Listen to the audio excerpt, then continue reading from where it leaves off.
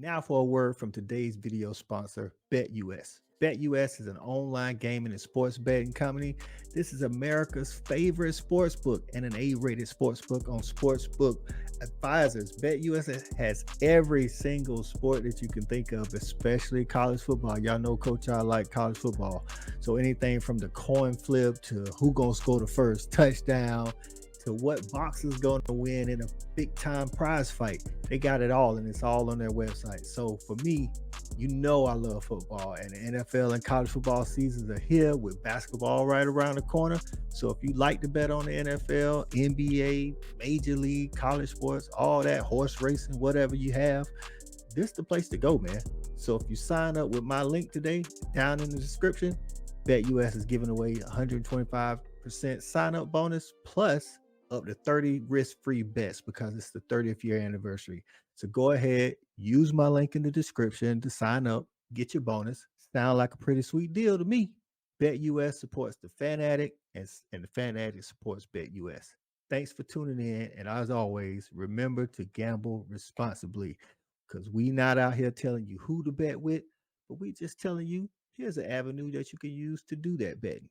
Now let's get to the video. Welcome in, college football fans. It is the Fan Addict on the Fan Addict Sports Network, man. We are here to talk Boise State UCF, man. And as you see, I got a special guest today, man. It's my guy, Matt.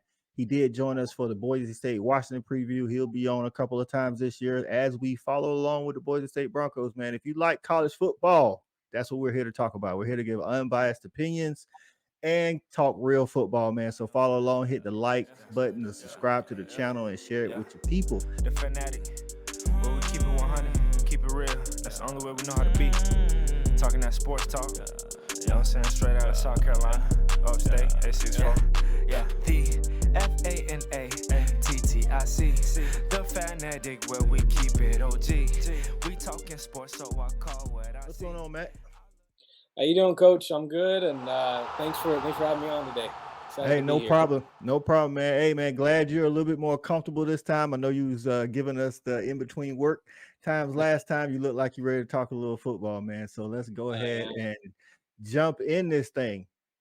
All right, man, we're going to talk about, we're going to recap the Boise Washington game and talk a little bit about the UCF Kent State game that happened Thursday night. And then we'll get into the Boise versus, UCF defense and offense, both sides, and talk some keys to the game and some predictions, man. So listen, man, first up, let's talk week one recap. Tell me what you liked about Boise against Washington. So like you brought up, we started strong. We started real strong in that game. I was shocked. I saw a lot of Washington fans were shocked on Twitter, or X, I guess is what it's called now. Yeah. They were shocked, and people noted they're here to play. Boise's here to play. I said, I was the same way. I was like, this is Boise State Bronco football. This is what we're used to. This is the standard. Then about halfway through the first quarter, man, that was when Pennix realized he was Pennix, and he realized he was at home. And it's just, here's the thing. Last week I called a loss. I knew this was going to be a loss. Did I know we were going to get blown out by, like, the differential's so big? Was it 56-19? It was ridiculous. Yeah. So here's what I liked, and here's what I didn't like. And it's going to be a little confusing here when I say this. So our run game. Okay. Boise State is a three-headed dragon there. Why we abandoned the run, and Holani got hurt. Got hurt. He took a lower body injury. We still don't know the full status of that.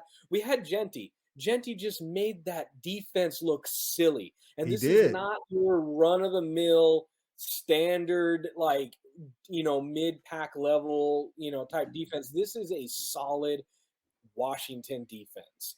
And this is a 200-plus pound just ball of muscle in Ashton Genty running through these guys. And one of the things that I liked, and you saw, it harkened back to Doug Martin, and what he did when he played against your Georgia Bulldogs, just stiff-arming people, getting through them, busting out those big runs. Why we didn't focus on the run when we had Taylon Green and Ashton Genty and George Holani is beyond me. We were averaging 5 yards a carry, I believe. We ended the game with like 138, 140 yards, and it's just obscene to me. When Yeah. Talon ran, no one caught him. Washington's defense could not catch him, and that was every single time he ran. But they tried to turn him into a pocket passer, and Yeah. this is where I got frustrated because he's not a pocket passer. And, No. and I know you need that in a quarterback, but that's just not him right now. And Yeah. Andy Avalos got cornered in that in an interview, a post game interview. A reporter asked him, "Why are you trying to pass? Your run game. You have one of the most potent run games in college football, and you focus on the pass." And his answer was, "Well, we were behind." And it's Yeah. like, even when the game was manageable and within reach, and we brought it within one score in the beginning of the third quarter, and we still abandoned that run. So, you know, Taylor's got to work on his accuracy, and we saw that. Yes. Yep. He was not, and I don't know if this was like, just comparing him to Penix. I mean, it was just obscene watching. I thought Penix was just throwing a ball with a kid, man. He just was just casually lobbing them down the field. And Well, it was frustrating because our secondary just got yeah. burned, What and they hit. I think you guys came in ready, like you said, and Taylor Green started out good because I remember writing it. I was Mhm. like, okay, Taylor's right, and like you said, you pointed out. I don't know what it was, but maybe they was riding a lot on Holani because when he went down, the whole energy changed. But I Yep. was like you, Henty was it was giving them work. I mean, running right Yeah. at Trice at times. I mean, he was doing what he was doing, and this is what you and I kind of talked about off camera. And Washington offense does that to people, and teams that can score in bunches like that put the offensive coordinator on the opposing team in a bind, and a lot of times they panic and abandon what they do. Like you said, I mean, going into halftime, it was what 28-16 or something like that. It's not Yeah. like you guys were down 3 touchdowns. You know what I mean? It Yeah. was like it was still a manageable game. If you come out again, cut it to a 2-score game, in the third quarter, just get some. You started out good on defense where you were bracketing a doomsday. Problem is, I think when Penix started doing better, he remembered, oh yeah, I got McMillan too. Let's go to Mhm. McMillan. You know what I'm saying? It's like let's not force the ball to a doomsday. But I'm like you. I want to see Taylor Green sure up some of that accuracy. I think a couple of times he did do some things on purpose to keep it away from being an interception. But Yeah. a couple of times he sailed a couple of balls. And then I think and goes to the UCF Kent State game. I heard the announcer say that the coach that Gus Malzahn tells, Rhys Plumlee, go be a runner, be a quarterback when you need to. And that's the Yeah. kind of like I think Taylor Green's a better passer than Plumlee, but it should be kind of that same philosophy. Go be Yeah. a football player, quarterback when you need to, because he can throw the ball. But dude, man, he's 6'6", probably runs a good 4.5, 4.55, something like that, long strides. Nobody's catching him in the open field. So play Yeah. to his strength. You know what I'm saying? Control the Yeah. ball. Keep the Yeah. offense, keep the Washington offense off of the field. That's what I think Yeah. you guys should have did. So And it's it crazy, man. started off like that. It started off like that. The defense was hitting strong. We sacked Penix in his first out there, his first time stepping on the field. We got him, and Yep. that was the thing. Keep the ball out of Washington's hands is what we had to do. But you know what? Here's the thing, and I'm going to be honest with you. And again, I bleed blue through and through. But here's the problem. I don't think we had a prayer. Even if here's the thing, we can keep Penix off the field. That's fine. But he only needs one throw. And he showed us that like 7 times. Yeah, I mean, very, very, very accurate. Their offense very is very efficient. You know what I'm saying? It moves in chunks extremely and efficient. it's like 5 plays, two Yep, plays, 3 plays. And yep, it's like it goes to what Brandon said on our, preview of the game. He was like, sometimes they'll let you score just so they can get their they can offense back on yep, the field. And actually, I'm gonna be honest, I'm watching the first quarter and stuff. I'm like, that's literally what's happening. It's like yeah, Boise's just moving the ball, but Washington's yep, like, we don't care. We'll just yep, outscore you. And eventually yep, it becomes too much. So, exactly. hey, but this is a different animal next week. Yep, UCF, Kent State, UCF, beat Kent State like they should have. It's more Gus Malzahn is a balanced guy. He wants to run and mhm, pass. You're definitely not facing the passer that Michael Pennix is. Rhys mhm, Plumlee is a hell of an athlete. But mhm, it's going to be more of a RPO game. Try to mhm, get your guys in space on the outside and try to let them work. not as much downfield success as Washington may have had. So Yeah. Golden Knights did what they had to do. They had like 723 yards of offense, and it was pretty balanced. It's like 380 something passing and 3 something rushing. So they were kind of like there. There's two people I think you guys need to key on, and we'll talk about that as we move on in the show. But let's go ahead and jump into that Boise offense versus this Mhm. UCF defense. First off, I'll talk a little bit about the UCF defense. The UCF defense is very opportunistic. So, like you brought up the point, and I agree. Taylor Green's got to clean up some of those throws because that secondary for UCF, they are looking to try to make Yep. a pick. You know what I'm saying? They're gonna go Oh, yeah. for it. So if he doesn't clean those up, that could hurt you early. So what are you looking for this Boise offense to do this Saturday to try to take advantage of that? So, you going up against UCF, and I have nothing but respect for the Golden Knights. Nothing but respect for them. I'm really close with their community on Twitter. It was I respect them. We'll leave it at that. Yeah, But they're not Washington. big Okay. facts.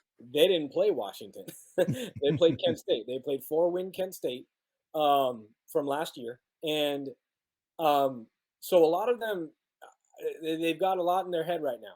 Hmm. Oh well, we did this, we did that, and I did remind a couple of them. You didn't look at who you played.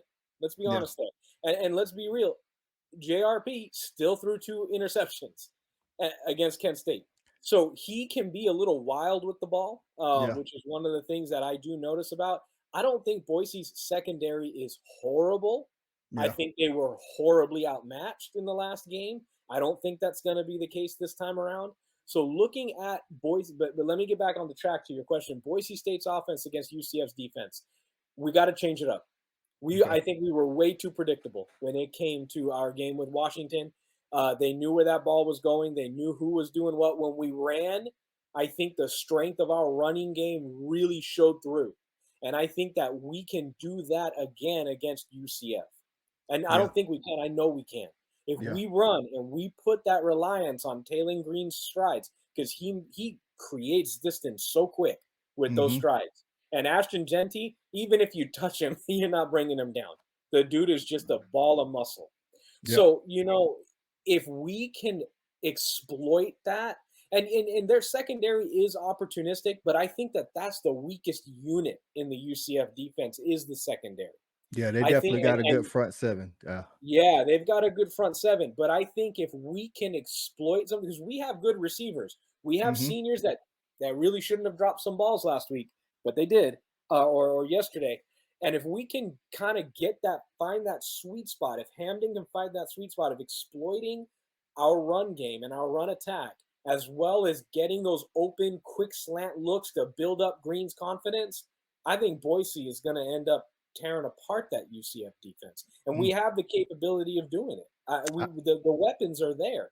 We Yep. just need to find the rhythm. I think you guys definitely, like you said, need to focus on the run and use the run to Mhm. set up the pass because you have the guys in the back. Even if Holani is not out, like you said, we don't know the status of him as of Sunday, September the 3rd. We don't know the status of Holani, but you still have a Henty and another running Yep, back that's really good. And then you also have Taylor Green. He is a yep, part of the running game, and I think that philosophy needs to be utilized going forward, not just against UCF. But I think that needs to be utilized against every team. You got to put your yeah, playmakers with the ball in their hands in their strengths. So I think you're yep, right. I think you guys can can take advantage of some of that I guess aggressiveness, I would call it from UCF. They do have a good front seven. It's particularly the line. I like what I saw. I know it was Kent State, but sometimes I look for technique and things of that nature. They're very violent with their hands up front, and they try to get to the quarterback and do pretty often. So, but on the flip side, you guys could do the same thing to them because I think there's a lot of similarities between the UCF mhm, offense and the Boise offense. You got playmakers on the outside for UCF. You got Rhys Plumlee, who he doesn't have the long strides that Taylor Green has, but he is mhm, fast. I'm talking about like, yeah, 4.45 coming out of high school. And the dude is definitely looking to run the ball. I think what you should do in this situation is try to contain him in the box and not let him run because if he gets off platform trying to make throws, that's where those interceptions come from. So your defense, again, started out great.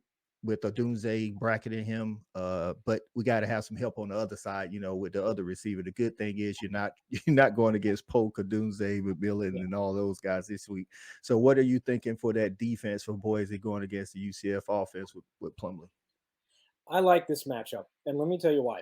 First of all, I'm going to start with the front seven. Boise's front seven right there, that defensive front has always been a consistently decent, decent group of people. We've got Dimitri Washington in there, who I think has the speed and the strength to contain and rattle someone like Plumlee. Now, Plumlee is, he's an easy dude to rattle. If you rattle him and you get in his head, he makes mistakes. And Yeah. this is something that I know even UCF fans get frustrated with about him, because once he's a man of rhythms. If he finds a good rhythm, he's going to maintain a good rhythm. If he Mm-hmm. finds a bad rhythm, he's really difficult for him to pull himself out of that hole. And that's been my experience in watching him. And a lot of UCF fans seems to share a lot of those same concerns, especially when they're on the road. When you're coming into a hostile environment like Boise, which is a hostile environment, regardless of the state of our team. 121 Mm-hmm. and 16 over the last 15 years. That's obscene. Yeah. That's just obscene. And when you come in, we lead the nation in false starts because of the acoustics in that stadium. The decibels are regularly at 130. It's insane. It's a horrible, horrible environment for somebody to come play in. And that combined with, I would say, the front seven getting in there and rattling that run game, because their run game is not their strength. It is their pass game. And Yep. getting in there and rattling that pass game and interrupting it and disrupting it is going to be key. The secondary, we got exposed against Washington, but who wouldn't? Who isn't going to get I was exposed? about to say it's a different animal. Exactly. Now, I would imagine UCF trying to take a page out of Washington's playbook and exploit the side with Tubner on it, because that's what Washington did. He was outmatched. It was McMillan. He was Mm-hmm. outmatched, but I don't think that that's the case here. Like you brought up, they don't have a McMillan at UCF. They have a strong receiving core, They but do. their offense, I would say, if Washington is an A-plus offense, I'm going to say, UCF against a team like Boise is probably a low B, high C, in terms of that comparison between Washington and UCF. So looking at the Boise State defense has the tools and the weapons to disrupt that flow, that offense that UCF has.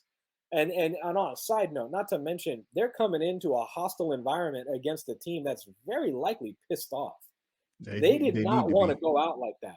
Yeah. And a lot of these players were on that game, on that team that played UCF 2 years ago.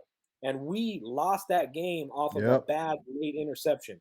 So I'd like to think that there's a sense of, camaraderie, like a friendly rivalry here. Yeah. But they're going to fly across the country. They're going to come play us in a hostile environment with an offense that's still trying to figure itself out, with a defense that is good and solid. But I think ultimately, the defense, when you come to Boise, we play off the environment. That's Yeah. what Boise State does. So we have the weapons and tools to disrupt that flow. And Yeah. we'll just got to wait and see what happens there. Yeah, man, you put out some good points, man. I think you talked about, rattling and kind of getting into the head of Rhys Plumlee, because if he finds a rhythm, it's like a rhythm shooter in basketball. If he finds a rhythm, he's going to go for 50. But if you can not let him get into that rhythm, then that's where UCF would run into problems, man. So let's jump into some keys to the game. Like one of my things when I was watching, again, I know it was Kent State, but when I was watching UCF's offense, like you said, they do have a good wide receiver core. I've always liked Javon Baker coming out of high school, and then the other guys that they have on the outside. But I really like their running backs too, Harvey and McDonald. Like one thing I can say about their playmakers is you got to get them on the floor, on the ground when you put your hands on them, because they are very good in space Yep. and they like to run after the catch. So that part right there is going to be key to the game. Can you guys? Because I think you'll be able to move the ball. I think Boise has a good offense. I think, your OC is good enough to learn from, trends and mistakes they may have made in that first game. And he won't be, I don't think he'll be under that pressure of trying to match, offenses, because it's not a lot of Washington offenses out there. So I think the key to it is getting their playmakers down on the ground in space, because they can make it happen long term. What are your keys to this game? Like, give me 2 things that you need to see for y'all to come out with a win.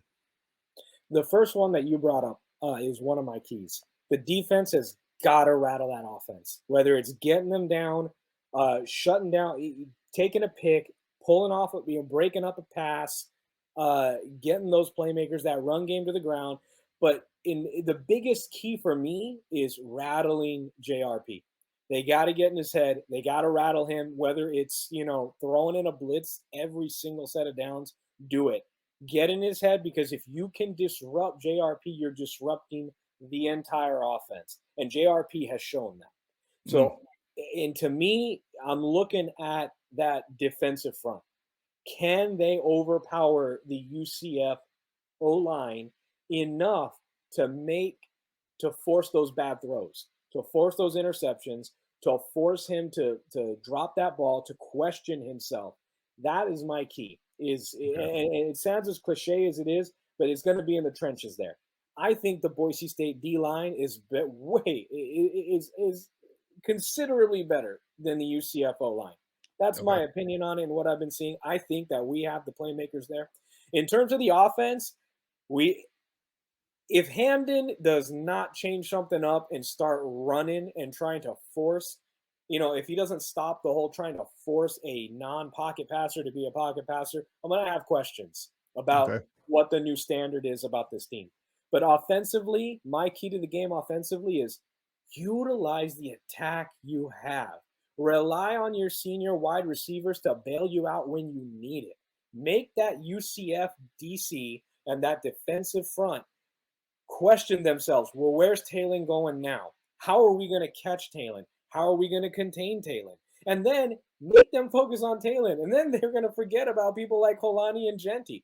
This is not a standard running attack. This is a once in a class, once in every 2 class type of rush attack you have here. Boise State hasn't had a potent run attack like this since the DJ Harper and Doug Martin days. Going way back. So, and now we're throwing in a quarterback that can move. We had Kellen Moore, who anytime he moved, it was backwards. Yeah. So, it's like, utilize that run attack. Use that 3-headed dragon, because no one's taking Genty down. And Holani in of himself is just a wrecking ball. We have so much talent there. Use the senior wide receivers to just mix in there when UCF is expecting a run. You know what I mean? Yeah. So that's my offensive and defensive keys to the game there. Like, so prediction wise, I'm gonna tell you, you mentioned it earlier, Boise at home. I don't think people really grasp the concept of how good you guys have been at home. When you talk about home winning records, since 1999, you guys have only lost nine games on the blue turf. Yeah. That's unrealistic. You know what I'm saying? So with a game, in my opinion, that this is like 2 equally matched teams, top to bottom. You know what I'm saying? You guys with some benefits somewhere, UCF with some benefits somewhere. I'm going with Boise in this game. Just the blue field alone is enough to try to overcome. I think if your OC does what he should do, this should be a game in the mid-20s, because like I said, I think you guys can run the ball. The new clock rules take away about, a whole series away because of, not stopping on first downs and things like that. So, I think I got Boise winning at home, man. Like I said, game in the mid-20s. What you got on the prediction?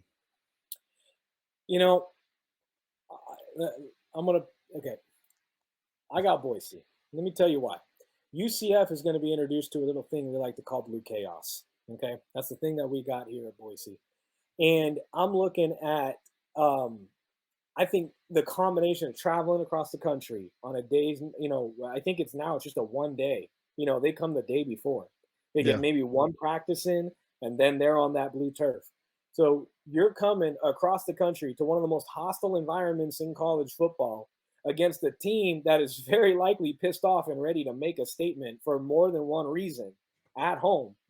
I got my Broncos, and I know that you can call it a homer pick, but there's just too many obvious points here. There are teams I think are going to beat us on the blue this year.